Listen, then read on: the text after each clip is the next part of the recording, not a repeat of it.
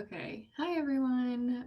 Today I'll be going over two articles, and I find that sometimes it's easier to follow along with a PowerPoint or presentation. So that's what I'll be doing today. I made a little presentation, so let me go ahead and pull that up and share my screen. That would be helpful. Okay, hopefully you guys can see that. So today I'll be talking about two articles, and they are, well, let me see if it'll, oh, hang on. They are these two articles.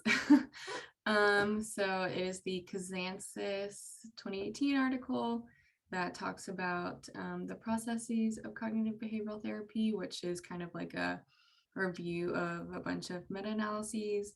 And then I'll be talking about the Krasky article, which goes more into exposure therapy, specifically looking at an inhibitory learning model. So let's see if this will work. Okay, so first, like I said, I'll be talking about the Kazantzis article, and it talks about the processes of CBT. And so the researchers stated that the goal of their review was to provide a comprehensive survey of meta-analyses examining the processes of CBT, namely treatment processes like cognitive reappraisal, behavioral strategies, emotion regulation, motivation strategies, and psychoeducation, and in-session processes, which are things like alliance, goal, consensus, and collaboration, feedback, group cohesion, and homework. And so for treatment processes, the authors reported that the strongest support currently exists for cognitive and behavioral strategies in CBT for anxiety disorders and depression. And for the in-session processes, the strongest support currently exists for the role of the alliance and homework assignments as predictors of outcome. So to give us some background about CBT, I know we're in a CBT class and we've kind of talked about, the processes briefly, but basically their CBT refers to a treatment approach that is founded on the premises that A, cognitive processes are implicated in the development and maintenance of psychopathology, and B, those cognitive processes are likely to be present during the session and require the therapist to adapt the intervention in order to best assist the patient.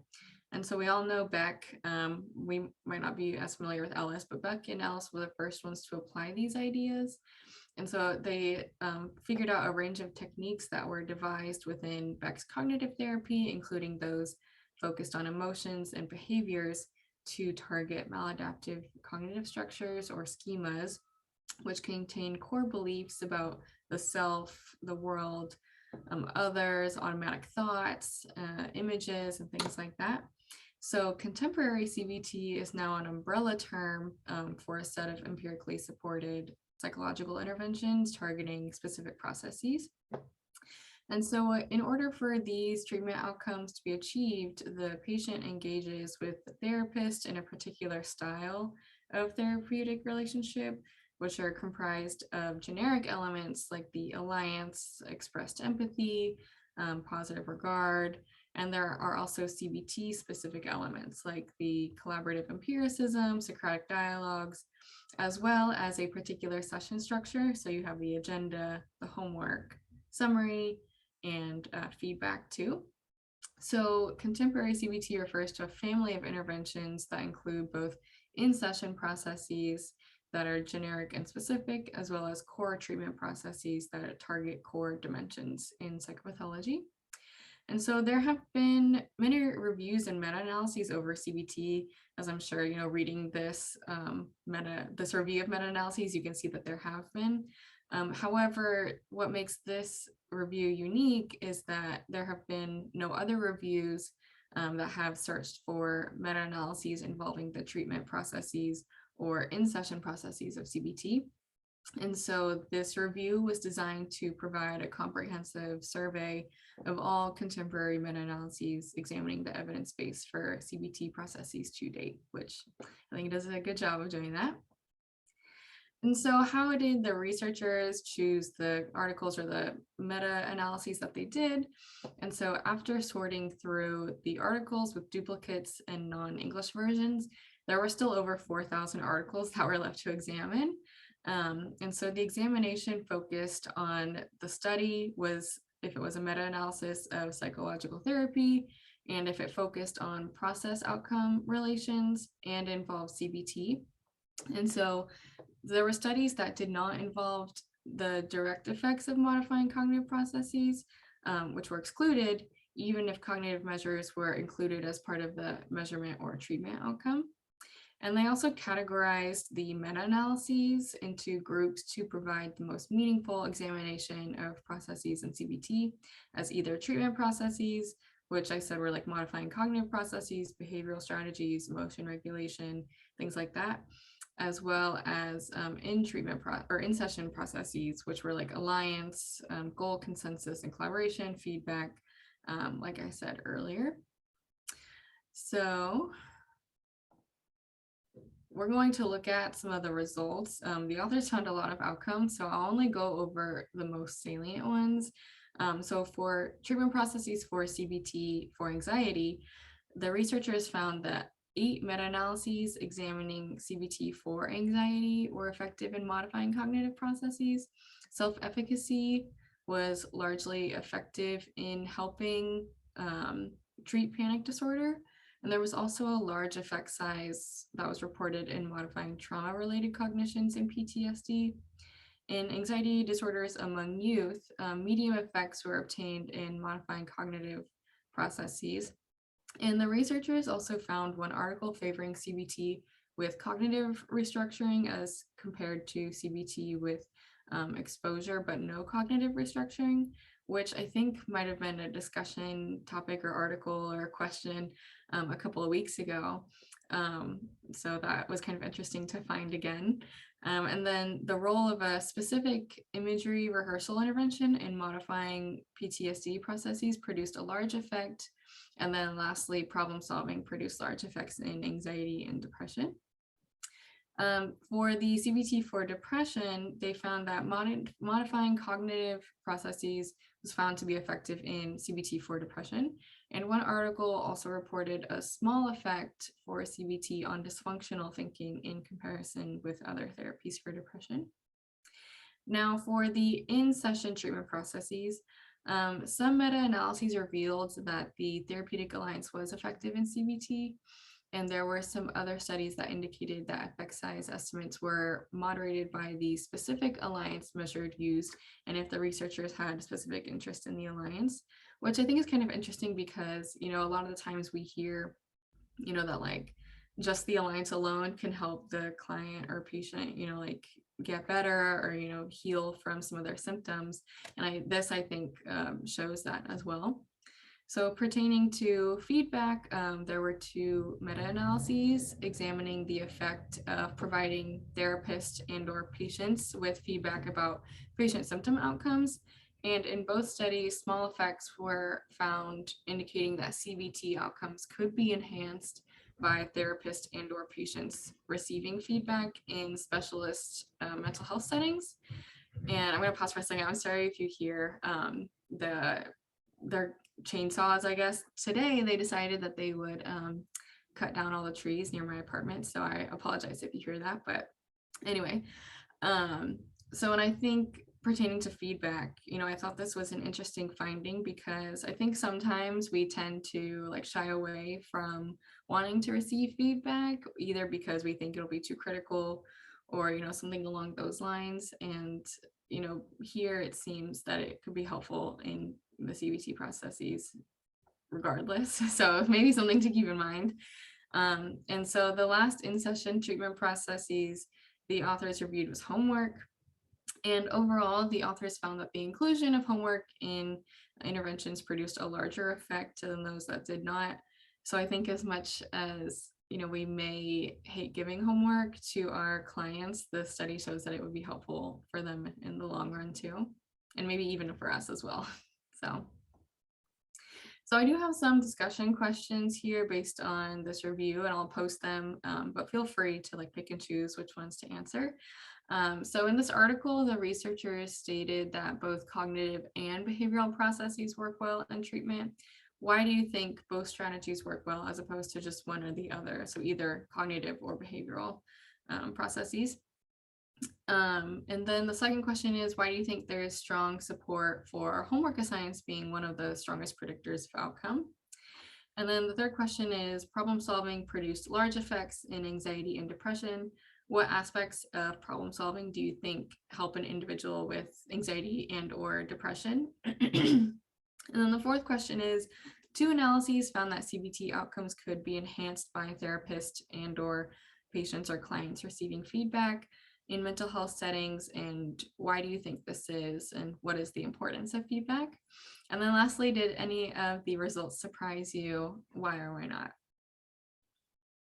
So now I'll be going into the Krask or Kraske article looking at exposure therapy, specifically looking at this inhibitory learning model or this learning approach. And so the goal of this article was to provide examples to clinicians for how to apply the inhibitory learning model to optimize exposure therapy with anxious clients in ways to distinguish it from a fear habituation approach and belief disconfirmation approach within standard CBT. And so the exposure strategies included expectancy violation, deepened extinction, occasional reinforced extinction, removal of safety signals, variability, retrieval cues, multiple context, and affect labeling, which I'll kind of go into more detail about these optimization strategies in the next couple of slides. So for those that are not familiar, there is this model based on Pavlovian conditioning model where a neutral stimulus, like in this graphic, such as like this dog, is followed by an aversive stimulus, like the barking and snarling from the dog. And so after several pairings, the neutral stimulus will come to elicit anticipatory fear reactions, aka the conditioned response. So an association is made between the two such that presentations of the dog without the barking or snarling will indirectly activate the memory of the dog that was once barking and snarling. Hence, by thinking about the aversive stimulus, fear is elicited. And so within a Pavlovian conditioning approach, the inhibitory learning model means that the original stimuli association learned during fear conditioning is not erased during extinction, but rather it's left intact as a new secondary inhibitory learning about the stimuli develops, specifically that the conditioned stimulus, so like the dog, no longer predicts the unconditioned stimulus or like the response. And so after extinction, the conditioned stimulus possesses two meanings. It's the original excitatory meaning and the additional inhibitory meaning. And so included in the article are some strategies for enhancing inhibitory learning. So the first being expectancy violation, which helps design exposures that maximally violate expectancies regarding the frequency or intensity of an aversive outcome. So for an example, people may expect sportsmen to be like rough and rude while conversing because that's how they are playing their sport. But if in any instance, someone interacts with some football star or baseball star or whatever, and find them to be like gentle, their behavior is totally unexpected. And so the more the expectancy can be violated by experience, the greater the inhibitory learning.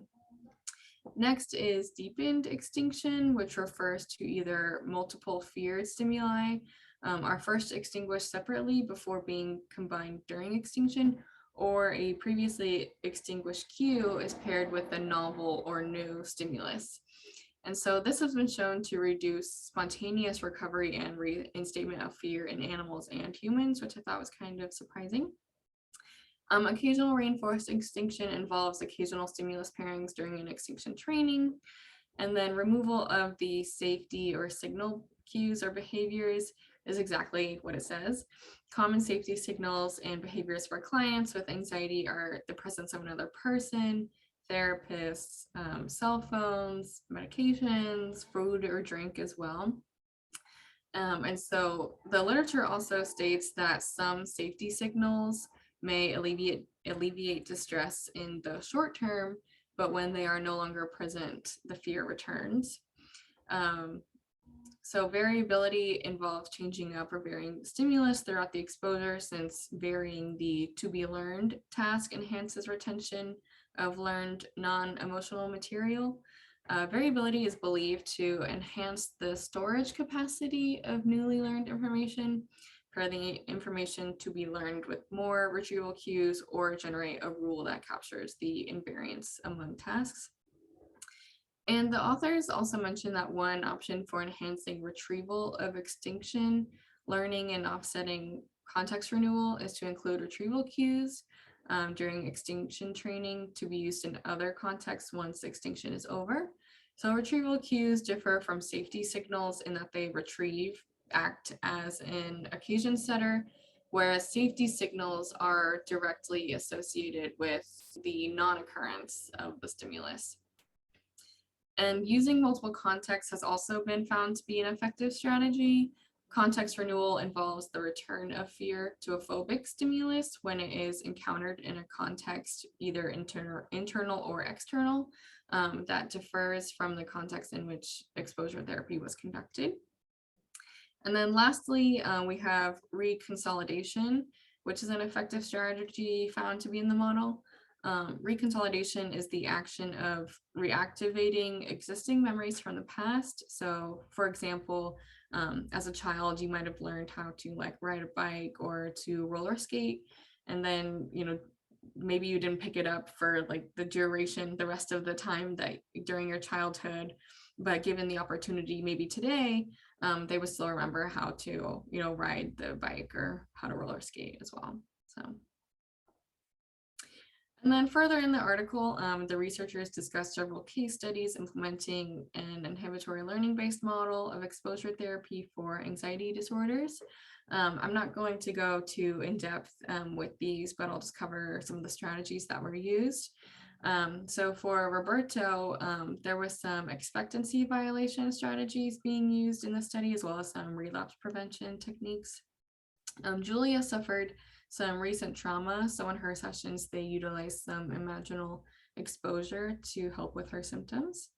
And DeAndre also went through some expectancy violations with his social phobia. And then Sharon has a specific phobia, and her therapist were able to utilize multiple contexts to have her approach dogs of various sizes and in multiple environments. And then lastly, Charlie was experiencing panic attacks. So in his sessions, they worked on removing safety signals, which were his wife and his benzodiazepines. And later on in sessions, they worked on deepened extinction with multiple feared stimuli, which I think they mentioned might have been like the breathing, the shallow breathing, and something else I can't quite remember at the moment. So I do also have some discussion questions, one of which being, of the therapeutic strategies for enhancing inhibitory learning, which one do you see yourself using the most with clients, and why? The second question is, what do you think about the inhibitory learning model? How do you think it compares to habituation and behavioral testing approaches to exposure? And then the last question is, which case study did you find the most interesting and why? What aspects of the model were used? So that's all I have for you guys. Let me stop sharing this. All right. Thanks for listening to my presentation, and I hope you guys have a good rest of your day.